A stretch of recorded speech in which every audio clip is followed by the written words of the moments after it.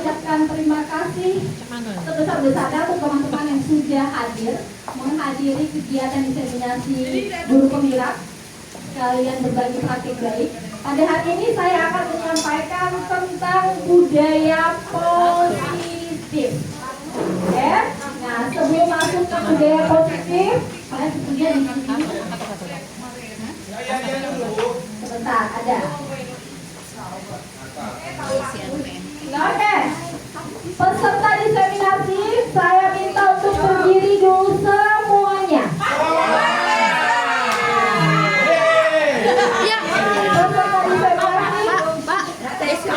Aku paling tinggi. Berdiri semuanya, oke. Tulisannya apa ini?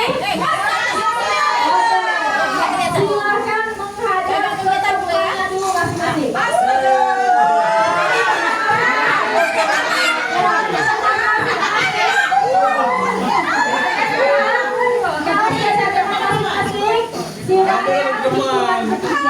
Bagi seniman bermanis ke temannya selama 20 detik. Oke, siap? Oke. 1, 2, 3.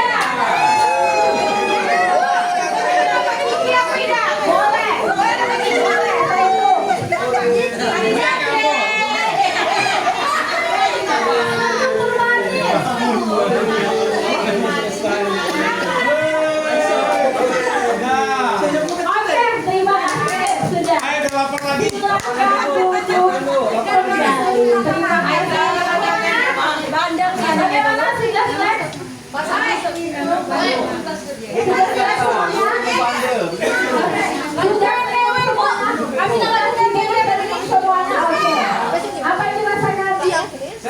Atau kurang lemak perasaan?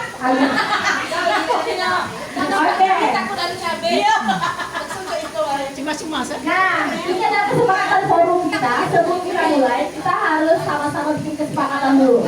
Jadi kesepakatan antara teman-teman di dalam forum mau menyampaikan akuntan ini, kita harus saling menghargai sesama. Ini saya tawarkan, mungkin ada tambahan dari teman-teman semua ya. Gimana sih? Kemudian kita harus saling menghargai saat berbicara. Ya, selanjutnya berpakaian yang rapi dan sopan karena hari ini sudah bersih semua, saya rasa sudah sangat rapi, sopan, ganteng semua dan cantik semuanya. Kemudian kalau mau isi keluar boleh dengan tertib, jangan anak-anak mau ke WC jam 2 sendiri kayaknya bisa ya. Kemudian saya harapkan teman-teman semuanya menjadi pendengar yang baik. Ada tambahan dari teman-teman yang lain? Oke, sudah cukup? Ada. Oke, alhamdulillah sudah pakai baju semua Pak? Ada Bu, ada. Oke, lanjut ya. Nah, yang mau saya sampaikan kali ini adalah tentang budaya positif. Materinya apa aja? Materinya pertama ada disiplin positif, ada motivasi perilaku manusia, kemudian ada kebutuhan dasar, posisi kontrol, keyakinan kelas, dan segitiga restitusi. Good. Pakai operator Bu. Sekarang kita ke disiplin positif dan nilai-nilai kebaikan universal. Oke, operator dijajarkan mundur. Kalau mati laptop tu pula. Jangan bergerak sama sih.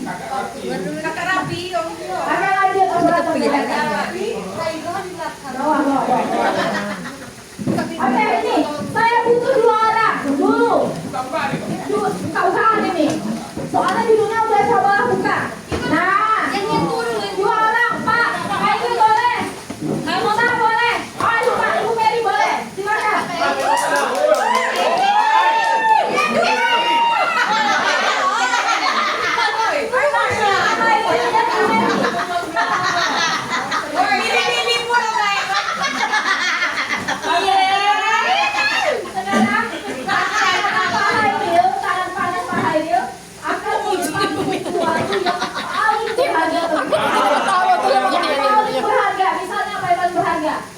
Berlian atau apa? Intan. Ibu Mary berperan untuk mengambil intan dari tangan Pak Hayu dengan cara apapun. Dengan cara apapun. Mau dibuka, mau dimarah bapaknya boleh. Boleh.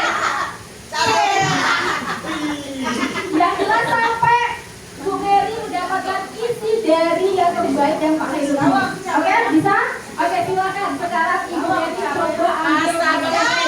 Siap, silakan. Itu.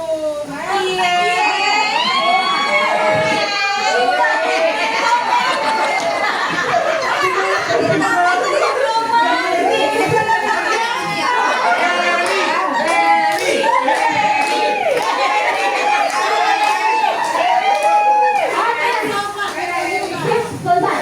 Awal tadi ya. Oke, pertanyaan saya apa? Oke. Pertanyaannya.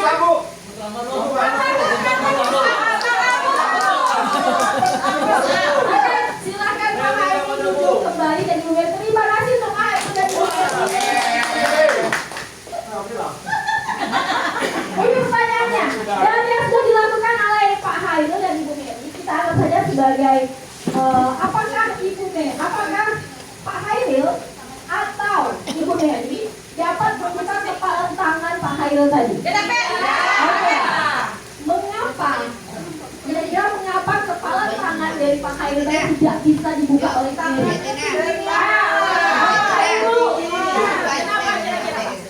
Karena barang saya pegang itu barang sangat berharga. Harus saya pertahankan hidup atau mati. Sangat berharga. Oke, jadi alasannya oke semuanya sudah. Alasan itu adalah yang ada di dalam tangan itu sangat berharga. Jadi tidak akan diberikan ke orang lain termasuk Ibu Mary. Ya. Nah, dari yang sudah kita lakukan tadi berarti ada motivasi di dalam diri Pak Hairul yang tetap mempertahankan barang yang berharga tersebut. Apapun yang dilakukan Ibu Mary, saya tetap mempertahankannya, ya kan? Berarti ada motivasi dari dalam untuk tetap mempertahankan apa yang Pak Hairul punya, ya? Oke, berarti, nah, yang dilakukan pendapat ada kontrol dalam diri Pak Hairul yang menetapkan bahwa barangnya nggak boleh punya tangan. Tetap ada, ya kan? Berarti ada kontrol intrinsik di dalam tadi Pak Hairul, betul. Nah, sekarang kalau kita dalam teori pembelajaran kita, ternyata ada beberapa miskonsepsi tentang makna kontrol menurut Dr. William Glasser. Yang pertama, kita sebagai guru, kita ini berilusi bahwa guru ini bisa mengontrol murid. Padahal nyatanya tidak bisa kita kontrol, ya kan? Kita hanya dapat menuntun sesuai dengan apa filosofi Ki Hajar Dewantara. Kemudian yang kedua, kita ini sebagai guru berilusi bahwa semua penguatan positif, efektif dan bermanfaat. Padahal belum tentu ya, belum tentu.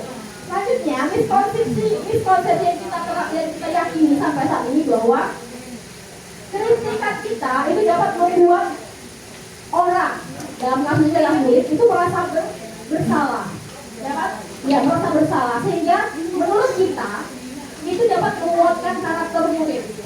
Padahal tidak. Ya. Selanjutnya adalah ilusi bahwa orang dewasa dalam kasusnya adalah guru itu merasa memiliki hak untuk memaksa. Benar nggak kalau kita sekarangnya gitu? Benar ya, kalau dibilang benar. Lanjut Pak. Nah, ini dia. Apa sebenarnya makna disiplin? Makna disiplin dalam rangka menciptakan lingkungan yang positif. Salah satu strategi yang perlu kita tinjau kembali adalah penerapan disiplin sekolah kita. Penerapan disiplin sekolah kita.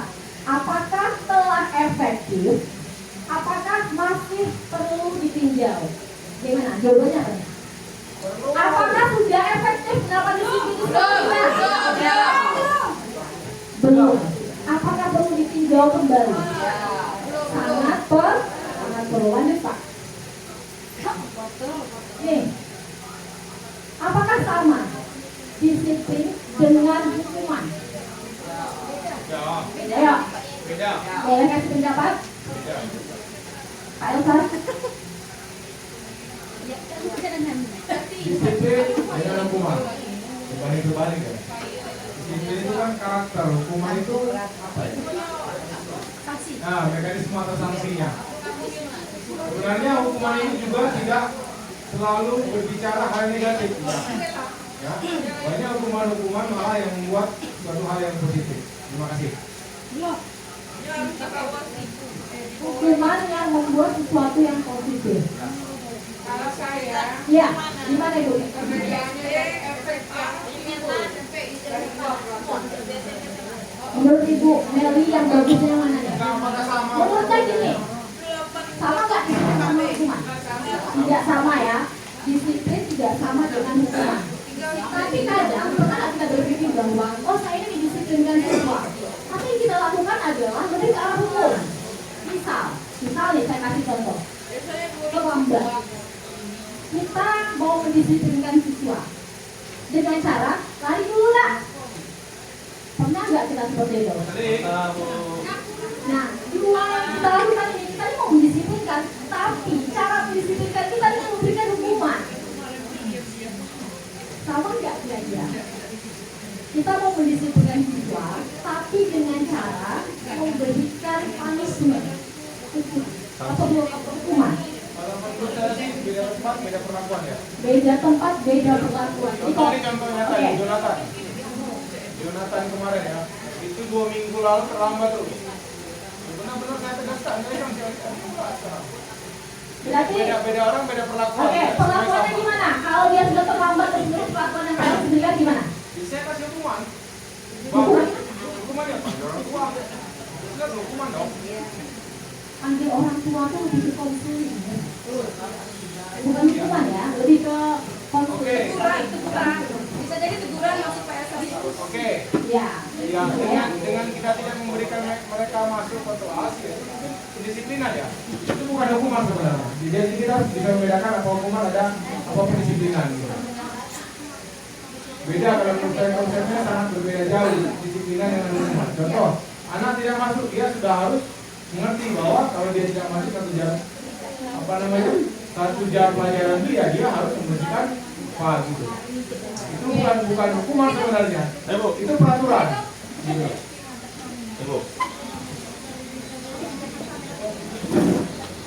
Terima kasih Bu. Kalau saya, disiplin adalah perubahan hati. Kalau hukuman perubahan fisik. Perubahan, merubah fisik kalau hukuman. Kalau disiplin, merubah hatinya. Yang kita tegur hatinya dulu. Nah, anak-anak gini aja, kita kasih pelahan. Jangan tambah-tambahan habis bukan apa-apa. Tapi kalau hukuman, fisiknya harus dirubah. Jangan melanggar. Gimana caranya? Itu. Terima kasih. Sedikit Ibu Aziza. Ya, boleh Bu Tina. Saya senang kalau diskusinya jadi seperti ini. Terima kasih. Maaf ya kalau salah berdasarkan pendapat saya. Tadi kan Ibu Aziza mengatakan apakah disiplin itu sama dengan hukuman. Jadi kalau menurut saya, kalau disiplin itu lebih ke aturan yang sudah ditetapkan. Nah, apabila aturan itu dilanggar, maka hukuman akan berlaku. Itu kalau menurut pendapat saya. Terima kasih. Terima kasih untuk teman-teman semuanya. Terima kasih sekali kepada Ya, jadi hukuman yang disiplin. ya sama intinya Disiplin sama enggak dengan hukuman? tidak beda.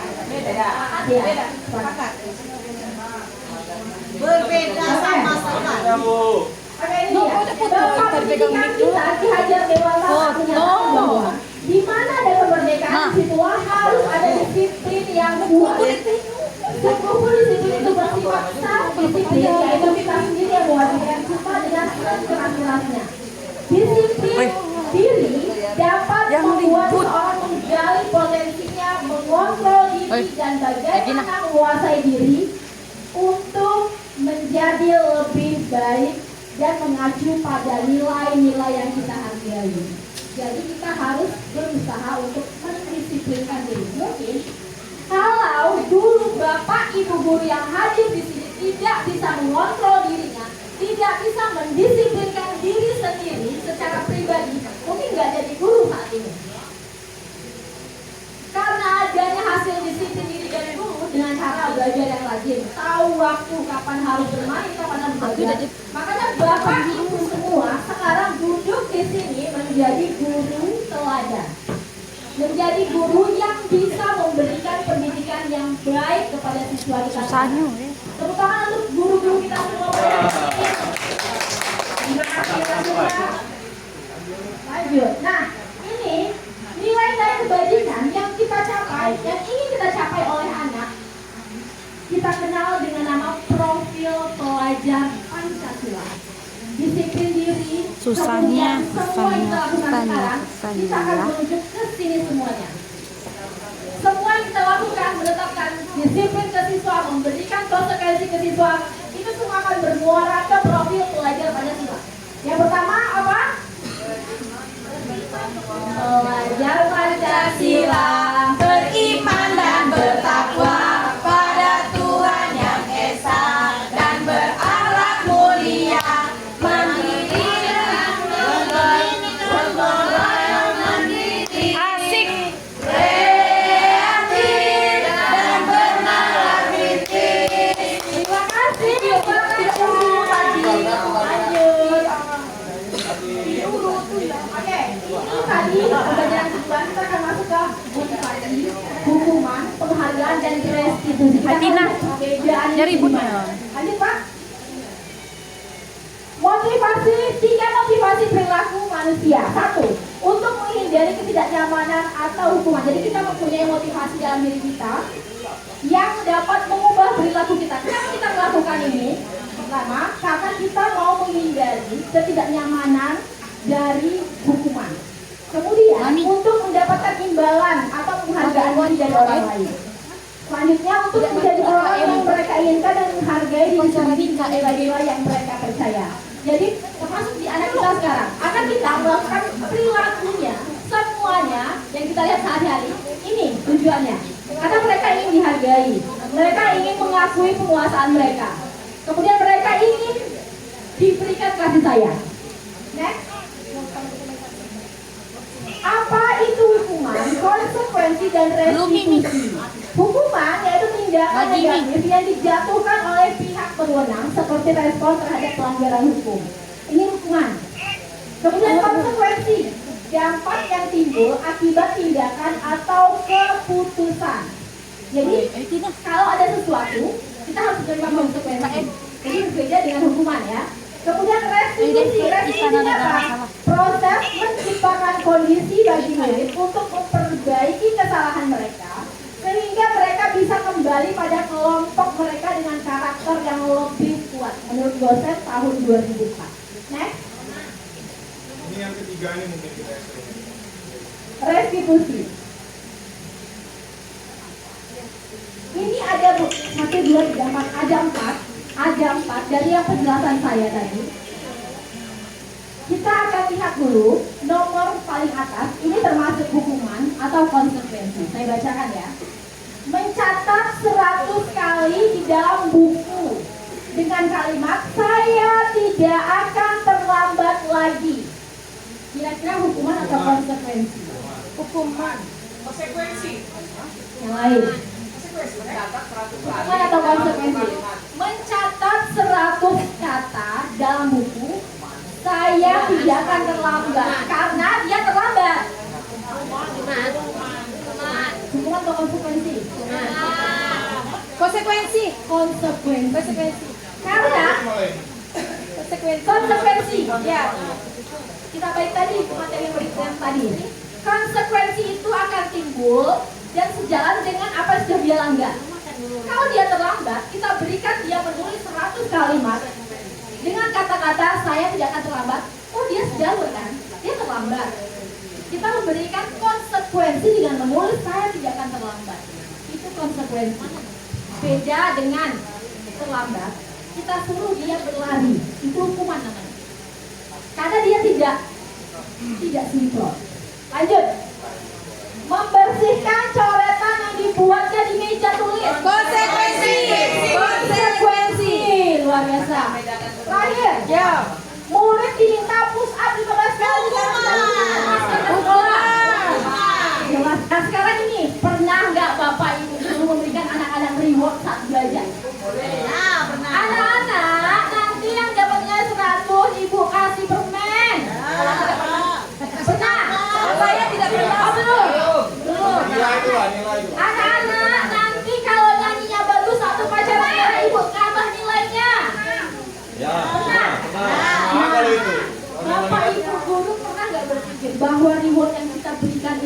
menjadi suatu hukuman untuk siswa dalam jangka panjang. Kira-kira kenapa? Kenapa? Dia yang taat dia untuk berkreasi Ayo, dan sebagainya. Iya. Apa? Ibu Sinta? Motivasi untuk masuk. Masalah dengan dia. Ada imbalan. Kalau menurut saya, kalau misalnya kita seperti itu dari yang mulai dari pembelajaran, ya anak-anak nanti kan akan berusaha seperti itu karena hanya sekedar mengiringi imbalan. Itu maksudnya. Jadi misalnya seperti dulu pernah kami kan waktu sekolah, kebetulan ada keluarga sebelah rumah, itu kan bapaknya tuh ngasihkan ya seperti itulah kan cara dia supaya anaknya belajar. Pokoknya kalau kamu dapat nilai matematika kamu 80, kamu dikasih uang 5.000. Nah, kebetulan pas perabotan, anak-anak mereka dapat uang 5.000. Jadi kami ini keluarga sebelah ini nengok, Pak, gimana kalau kami begitu ikut orang sebelah, kata kami kan. Jadi anak-anak bapak ini kalau seandainya nilainya bagus, kok ini kasih duit, katanya. Oh seperti itu, jawab orang tua saya. Oh seperti itu, jadi kamu sekolah hanya untuk mendapatkan uang 5.000 itu, katanya. Udah diam kami. Jadi artinya, oh benar juga. Artinya kan kita belajar hanya untuk sekedar mendapatkan itu, bukan untuk memikirkan masa depan kita dan sebagainya. Sebut. Terima kasih Bu Tri. Jadi intinya mengubah motivasi intrinsik kita. Penghargaan dapat merubah motivasi intrinsik kita. Pengalaman Bu Tri tadi sejalan nih dengan kegiatan kita kalau kita sering ngasih reward ke siswa. Setiap masuk berarti anak-anak selalu mengharapkan, oh nanti pelajaran Ibu Aziza nanti ada rewardnya nih. Ada dapat buku, dapat pena, dapat beng-beng, dapat uang, ya kan? Berarti ada perubahan motivasi diri dalam diri siswa untuk belajar. Kalau kita nggak beri reward, jadi dia malas. Ah Ibu, kok nggak ada rewardnya? Berarti yang diharapkan ketika kita hadir bukan keberadaan kita sebagai guru, tapi keberadaan reward yang kita bawa. Ya kan? Berarti mengubah motivasinya. Lanjut Pak Elsa. Nah ini tentang keyakinan kelas. Sudah buat semua tentang keyakinan kelas di kelas masing-masing. Bapak Ibu wali kelas belum diberi. Bapak Ibu wali kelas sudah dibuat ya.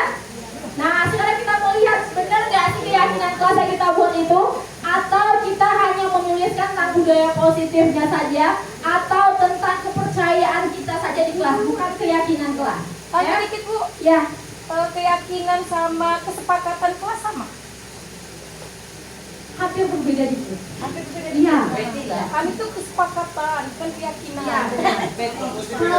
Kalau keyakinan itu sesuatu yang kita yakini secara bersama-sama.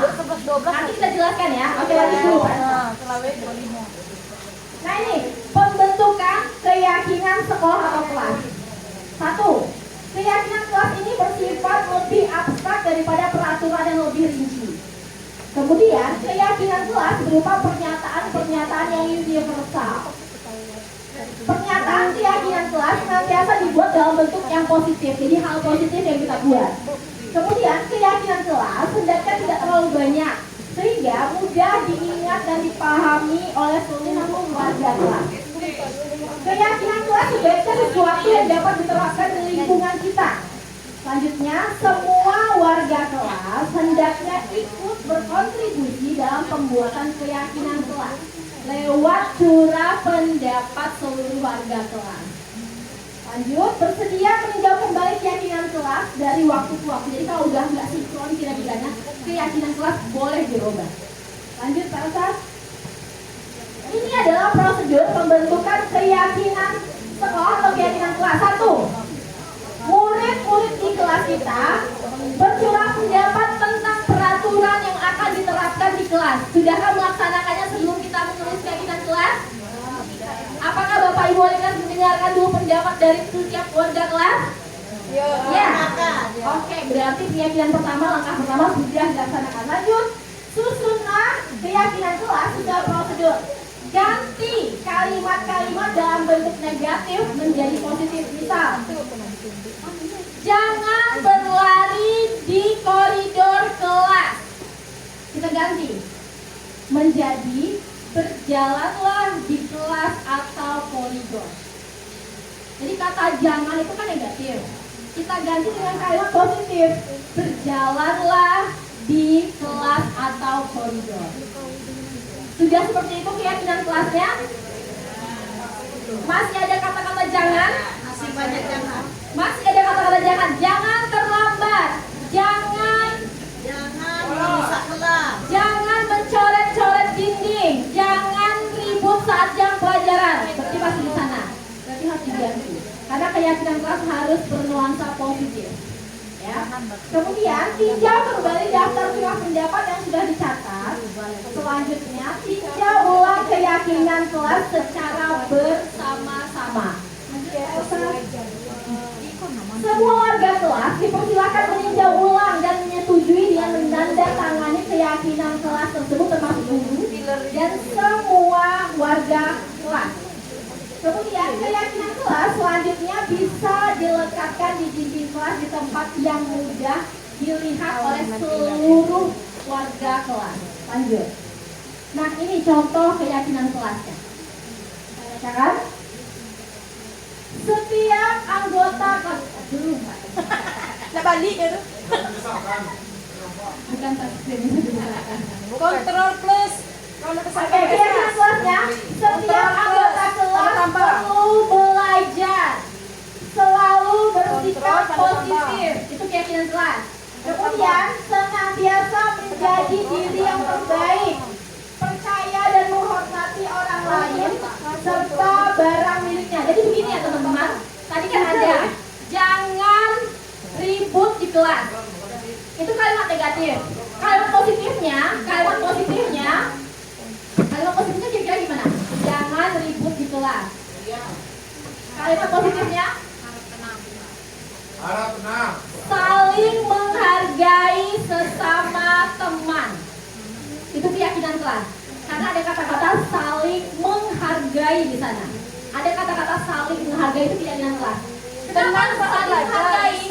Karena kita meyakini bahwa dengan kita saling menghargai, maka kita akan diam. Karena kalau kita ribut, teman-teman nggak bisa belajar dengan tenang. Jadi kita nggak menghargai privasi teman.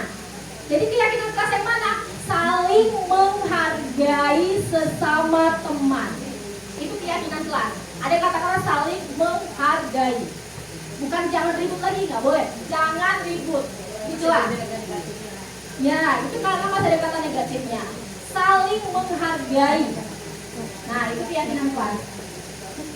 Ini keyakinan juga. Keyakinan itu saling menghormati, menghargai, saling menyayangi sesama teman, menjaga. Misal, jangan merusak tanaman. Keyakinan kelasnya apa? Bekerja sama menjaga kebersihan kelas. Saling Bekerja sama dalam menjaga kebersihan kelas. Keyakinan kelas apa? Saling menjaga, berarti saling. Keyakinan kelasnya bekerja sama. keamanan, saling menjaga keamanan kelas. Lanjut, kita akan masuk ke kebutuhan dasar manusia. Next, Pak Operator yang paling ganteng sejagat raya. Tepuk tangan dulu untuk operator. Jaya. Hidup Esa. Hidup Esa. Boleh. Jangan Saya langsung. Nanti kalau teman-teman jawab apa yang Bang. Oke, ini saya berikan dikit dulu.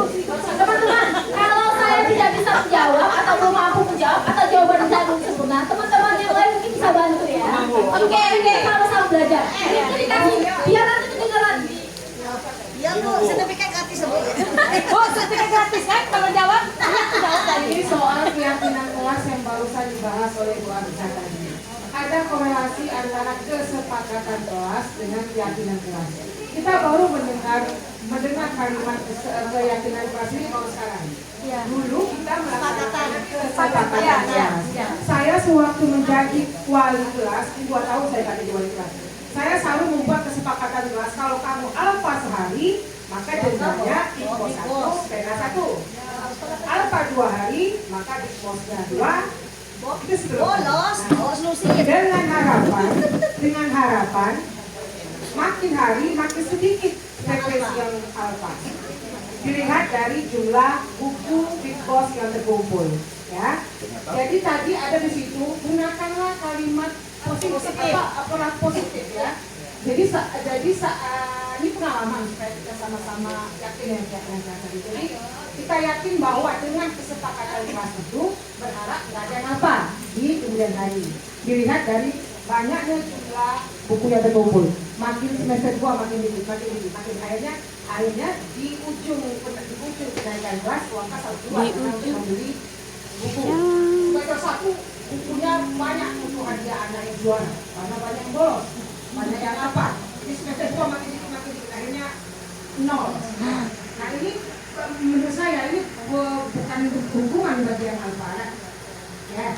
Artinya bahwa keyakinan kelas itu kalau kita yakin dari kesepakatan itu maka kita yakin bahwa anak-anak adalah tidak akan sekolah gitu ya. Jadi ada apa positif dan kedua. Nah jadi sanksinya pakai buku. Jadi bukan hukuman kalau menurut saya dia Konsekuensi lah, konsekuensi. Bahasa hidup jangan kepada bahwa memberikan hukuman berupa denda itu adalah konsekuensi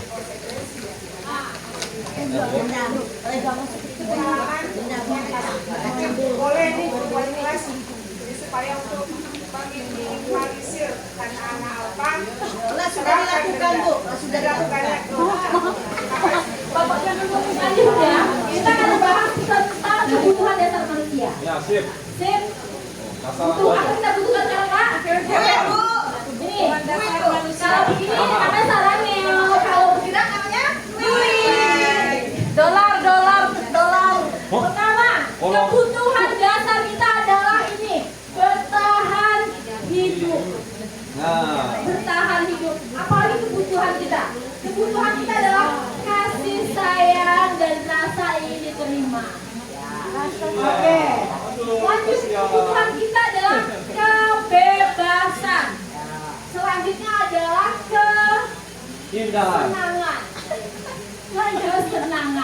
Selanjutnya adalah penguasaan. Saya kasih contoh dulu. Kasih sayang dan rasa diterima. Kalau di anak kita pernah nggak nemui saat kita belajar? Wah, capeknya bukan main. Kira-kira kebutuhannya apa yang belum diterimanya sehingga dia memberikan perilaku yang seperti itu di kelas. Rasa sayang diri, rasa diterima oleh sesamanya. Apa pengalaman Rapi itu Ibu sama Rapi? Nah sekarang boleh ya kita ambil contoh. Kita ambil contoh dulu siswa kita, anggaplah namanya adalah Rafi. Jangan mawar Bu. Oh si Rafi. Kalau mawar itu tidak Ini adalah inisial. Rafi, kira-kira kebutuhan dasar apa yang diinginkan Rafi sehingga dia memperlihatkan perilaku yang demikian? Perhatian. Satu, perhatian. Dipuji. Dia mengharapkan perhatian, tapi kebutuhan dasarnya yang belum terpenuhi adalah rasa kasih sayang yang belum full dia rasakan. Iya benar. Kemudian kira-kira ada nggak kebutuhan dari penguasaan dia? Dia merasa diakui sebagai penguasa di sekolah. Iya. Bisa ya? Bisa. Kalau untuk kasus Rafi. Gimana Pak Heru, boleh begitu? Boleh. Pindah depan aja Bu. Takut. Berarti kalau di kasus Rafi tadi, kira-kira kebutuhan dia yang belum terpenuhi adalah kasih sayang, perhatian, menguasai, ingin diakui sebagai penguasa sehingga perilaku yang timbul yang kita rasakan ini pecah oleh kita. Dihargai ini. Intinya apa? Kita harus tahu dia membutuhkan apa dari yang sudah dilakukan. Diakui waktu. Ada yang berbagi pengalaman tentang kebutuhan dasar siswa? Ada yang berbagi pengalaman? Lanjut lah, didengarkan itu masuk kemana? Kasih sayang. Kasih sayang. Diakui sebagai manusia ada. Jadi sebelumnya manusia. Tidak. Manusia Ada nggak siswa kita yang ketika kita ngajar dia tidur? Oh iya. Nih, ketika Ibu Aiza lagi menjelaskan dia tidur. Jadi kan teman-temannya bertanya dulu.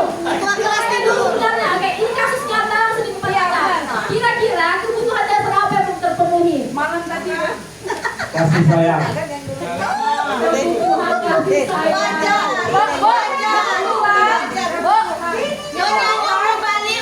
Suami istrinya lagi jauh. Ya kan, betul kasih sayang. Jadi, Kasih sayang jauh penuh.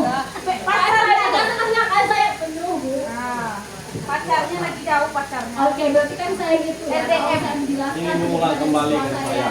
Kalau ada siswa di kelas nih, kita anggap di kelas, kita ingin aja. Siswa yang tidur di kelas, pernah nggak Bapak Ibu tanya?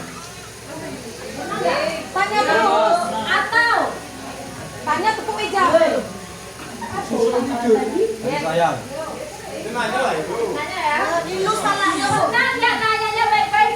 Nah, Dilus salahnya bu. sering. Jawaban siswa kita apa? Kadang bu. Ngantuk, Bu. Ngantuk. Kadang. Kadang, Bu. Gem. Ada yang ngamen, Bu. Ada yang ngamen. Ada juga yang ngegame, ada yang ngegame. Ada yang game, ada yang kerja malam, nongkrong, dagang, ada yang Nongkrong. ngamen. Tuang sendok. Nah, betul. Ibu Jadi sakit. kita harus tahu dulu Sadar dia. latar belakang siswa kita ngantuk di kelas itu apa. Kalau kita sudah tahu, kita bisa mencari kira-kira kebutuhan dasar yang diperlukan itu apa. Oke ya, berarti Bapak Ibu ini udah hebat semua cara menyapa siswa.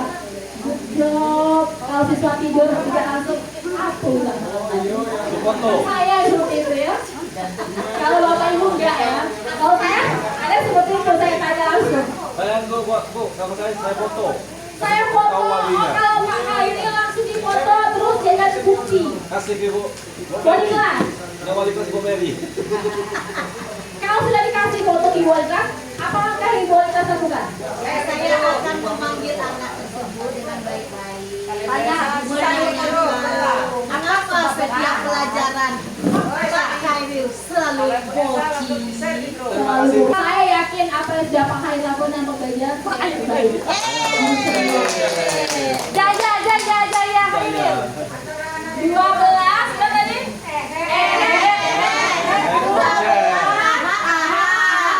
Yes. Lanjut Pak. Lanjut. Sekarang posisi kontrol restitusi. Next. Kurang masuk. Go, jangan lupa atur go.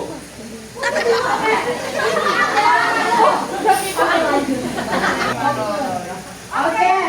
5 posisi kontrol guru. Kita sebagai guru punya 5 posisi kontrol terhadap peserta didik kita. Ya. Yang pertama. Satu. Penghubung. Ini adalah posisi kontrol terbawah. Terbawah. Posisi kontrol paling bawah. Mana Yang bawahnya, sering Bu? kita lakukan. Nomor 1. Makanya dia nomor 1. Nampak bu. Satu. Maksudnya, ini tuh kalau bisa kita hindari. Ciri-ciri kita kalau kita menerapkan posisi sebagai penghubung, mata kita melotot, Intonasi tinggi. siapa guys? Siapa? Contoh siapa?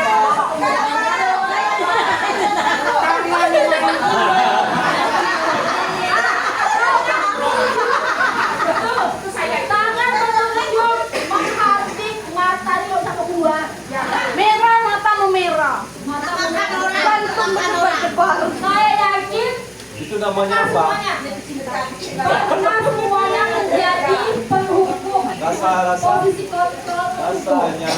Apa yang dirasakan kalau kita sudah menerapkan posisi kontrol penghubung? Capek. Pasti. Energi terkuras daripada jantung. Darah tinggi naik. Pak, darah tinggi yang punya Nggak sering kuat. ngasihati bu. Gue ngasih terus. Kau nggak sakit tua kelas. Ya, penghubung. Pakai bu. Ya. Pakai rasa dulu. Oh, wakil dari Bapak. Pakai orang pesa. Aktifnya pakai ini. Yang kedua, posisi kontrol kita sebagai pembuat merasa bersalah. Nah, ini misalnya. Nah, kita sering berakhir saya. Nah, ini ada kasihan sama orang tua kamu. Kalau kamu apa? Membuat merasa bersalah. Oh izin dulu Imam Kamu perempuan. bolos aja gak kasihan ya sama orang tua kamu. Kau bolak-balik ulang tahun. Agak kasihan dengan wali kelas berputar kalau wali kelas. Nomor berapa tuh, Bu? Oh, nomor Ini 2. lebih baik dari penghukum. Di atas penghukum. Ibu kosan masuk ruang BK nah. Nah, pembuat merasa bersalah bisa jadi siswa merasa bersalah. Sekarang itu kalau siswa kita begitu kan? Merasa bersalah nggak? Enggak, dia bilang. Iya.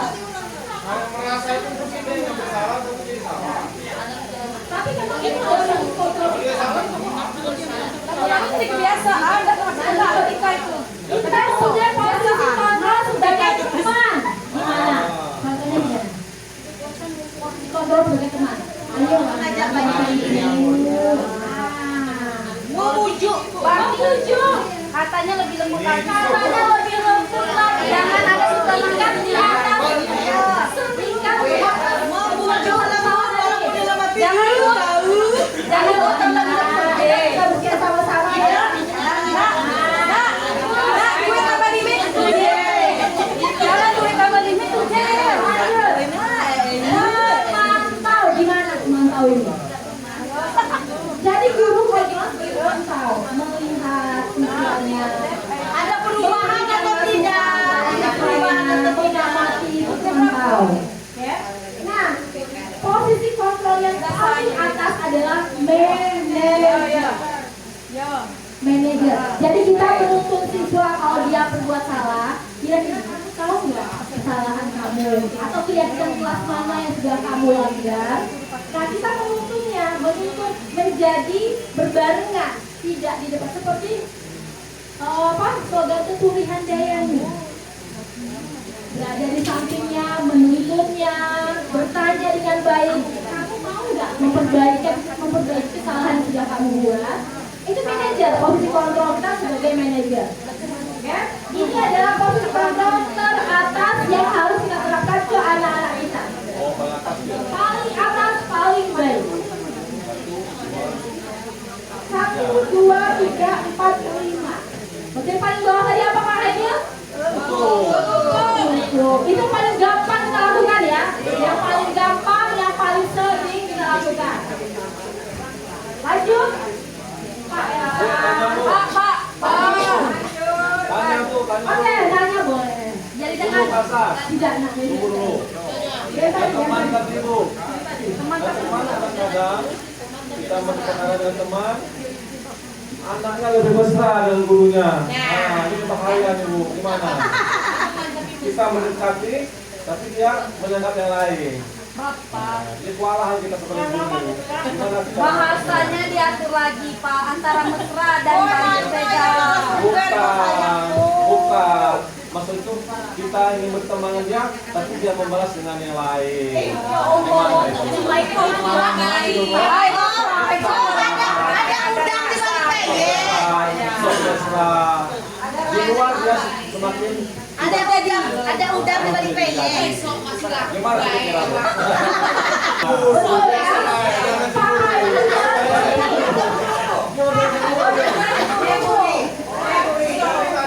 Mabu, dulu kayak ada cinta. nanti miknya saya spesialkan untuk kekinian. Ada cinta buat aku. Coba ya, betul. Oke, yang Pak Haidil bicarakan tadi itu adalah pendapat dari Pak Haidil saja. Saya dan seluruh guru se-Nusantara ini kita ingin menempatkan diri kita sebagai kontrolnya sebagai teman. Tapi yang terjadi apa? Yang terjadi adalah kebablasan. Kebablasan, ya kan? Siswa anggap kita ini kayak bestie. Bestie yang bisa dihairkan di ujung sana. Nah, beda kalau dulu ya, kalau mau bertemu guru dari jauh nggak bisa cari jalan lain. Sembunyi nggak, saya nggak sembunyi. Takut. Takut. Karena kita ada rasa hormat ke guru, ada rasa menghargai ke guru. Sekarang permasalahan yang Pak Haidil hadapi adalah permasalahan saya dan semua teman. Itu waktu saya masih muda, bukan enggak lagi. Sekarang sudah tua, sekarang sudah tua kan? Oh masih muda juga. Tapi Bapak ada pernah jatuh cinta? Ya. Pernah jatuh cinta dulu dah. Waktu masih bujang. Nah, gimana cara kata itu ada solusi teman-teman? Mana Karena itu adalah permasalahan saya juga sebenarnya. Kita kita ingin mendekati siswa, karena ini kita ingin menempatkan posisi kontrol sebagai teman. Tujuannya apa? Tujuannya supaya siswa kan dekat sama kita kan, supaya kita memberikan pembelajaran itu jadi asik kan. Sebenarnya itu tujuan kita kan. Tapi yang terjadi adalah siswa kebablasan dengan kita sebagai besti.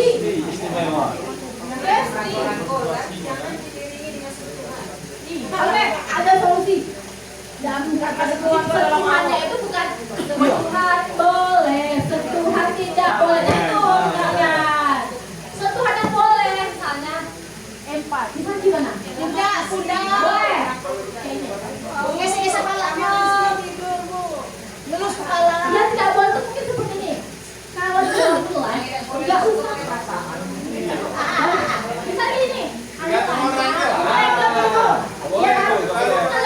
oh ibu ini berarti lebih sinian sama saya, ya kan?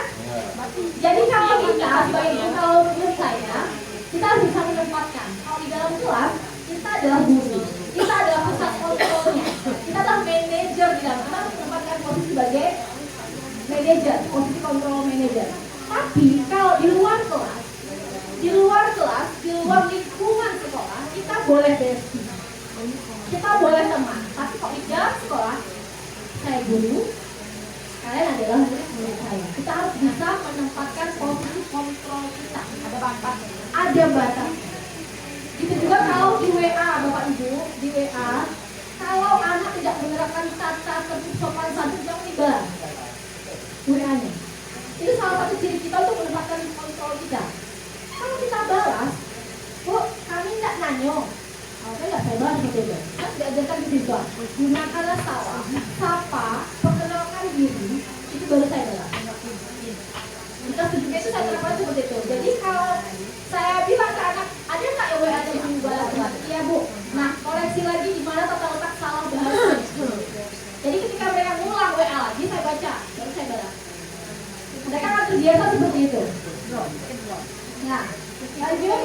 Pak Elsa, ya Pak. Ini boleh kita? Ya kan? Maknya kawan nambo. Iya,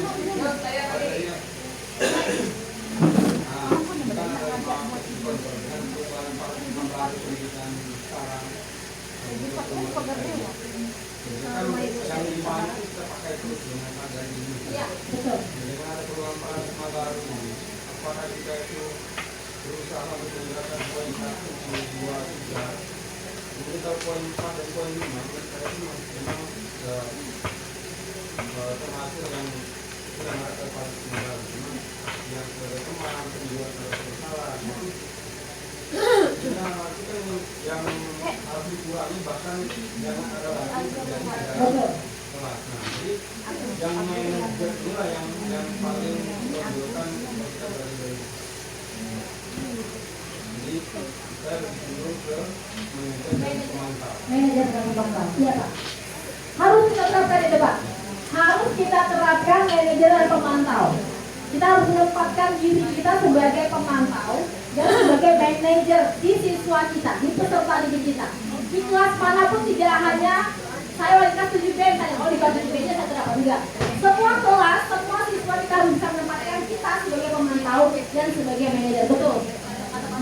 Kita harus meninggalkan penghukum, kita harus meninggalkan membuat merasa bersalah. Kita harus pelan-pelan meninggalkan yang kita rasa tidak baik. Tapi pertanyaan saya baik lagi, apakah kalau sekali kita perlu melakukan kontrol yang pertama dan kontrol yang kedua? Saya rasa mungkin situasi, tergantung situasi ya. Iya betul. Jadi kalau kita sekali, saya rasa 1, 2 itu perlu. Ya, lanjut Pak. Lanjut lagi. Oke, ini adalah segitiga restitusi. Kita masuk ke pembahasan yang baru ya Pak Ibu. Segitiga restitusi, bahasanya keren ya. Restitusi, saya apa itu segitiga restitusi? Restitusi ini adalah suatu proses dialog yang kita jalankan kita sebagai guru atau sebagai orang tua agar murid dapat mandiri dan bertanggung jawab. Gimana segitiga restitusi itu bentuknya? Next file. Oke, gini.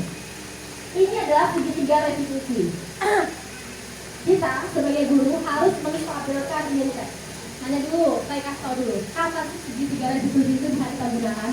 pada saat siswa melanggar keyakinan kelas. Balik lagi ke tempat tadi, pembahasan kita sebelumnya. Pada saat siswa melanggar keyakinan kelas, misal siswa berantem di kelas, itu sudah melanggar keyakinan kelas karena dia sudah melanggar keamanan kelas. Keyakinan kelas itu salah satunya adalah saling menghargai, menjaga keamanan dan kebebasan bisa. Nah, kalau ada siswa melanggar keyakinan kelas dengan berantem, kita bisa menerapkan segitiga restitusi. Caranya gimana? Satu, menstabilkan identitas dulu. Yang kedua, validasi tindakan yang salah. Yang ketiga, kita menanyakan keyakinan kelas apa yang sudah dia langgar. Kemudian apakah dia mau memperbaiki apa yang sudah dia langgar. Kita harus menunjuknya. Next, ada contoh pertanyaan dari menstabilkan identitas. Menstabilkan identitas itu gimana? Misal, pada saat kita panggil anak, kita mau menggunakan segitiga restitusi nih. Kita panggil anak, pertama kita harus stabilkan dulu identitas. Kita tanya, terus kita bilang, yakin pasti kita tanya, kenapa kamu berantem? Pasti dia ngomong kan alasan-alasannya. Terus kita timpalin, setiap orang pasti pernah melakukan kesalahan. Jadi jangan langsung kita jat, oh iya kamu orangnya tidak salah, ini, enggak. Jadi segitiga restitusi itu kita harus stabilkan dulu identitasnya. Kita harus yakinkan dia dulu, oh iya setiap orang pasti pernah melakukan kesalahan. Ibu dulu juga gitu waktu ibu sekolah. Setelah menstabilkan identitas, kita akan validasi tindakan yang salah. Tanya dulu ke siswa, kenapa kamu berantem? Bapak Ibu wali kelas dulu pernah nanya nggak kalau misalnya berantem alasannya apa? Pernah nggak Ibu Men? Tanya dulu ya alasannya, kenapa kamu berantem?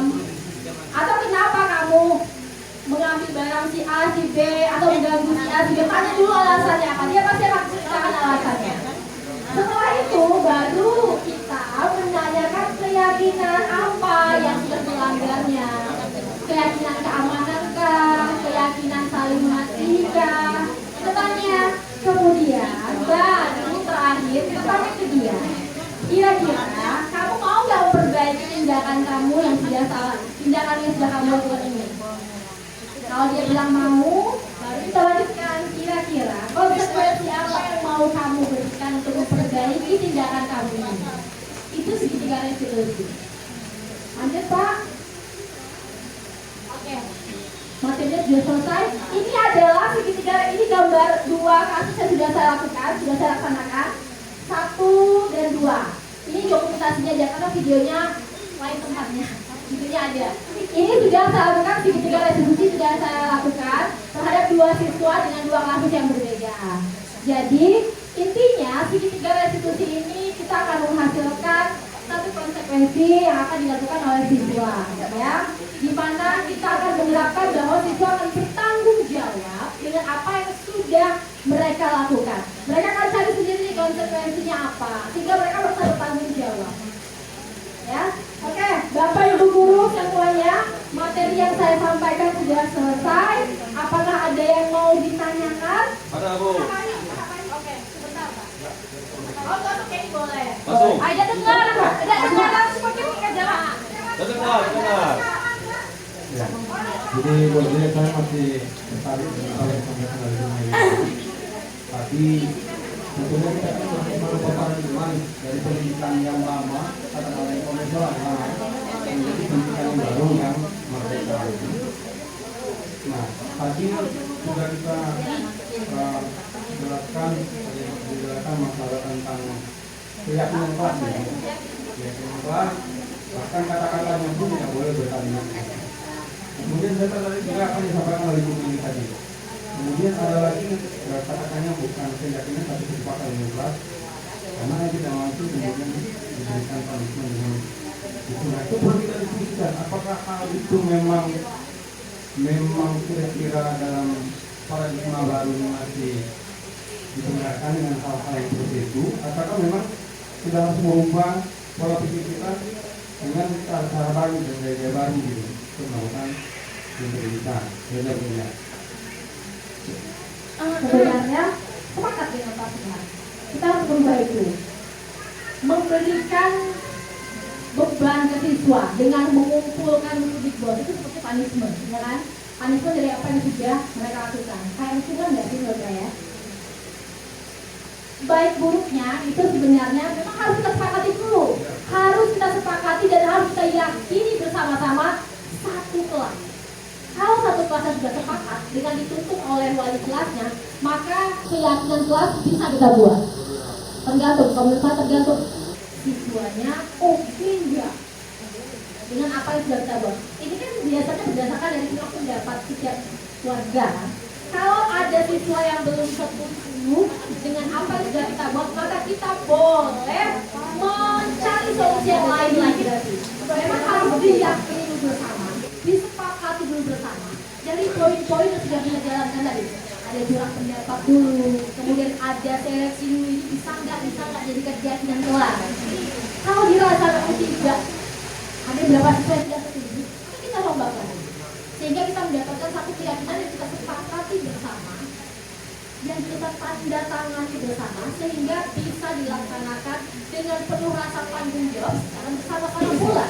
Ya, benar. Konsekuensi yang timbul dari adanya keyakinan kelas yang dilanggar. Misal tadi berapa? Berarti dia melanggar keyakinan kelas dengan melanggar rasa tidak aman di kelas. Jadi melanggar keamanan kelas. Maka pelanggaran keyakinan kelas sehingga akan timbul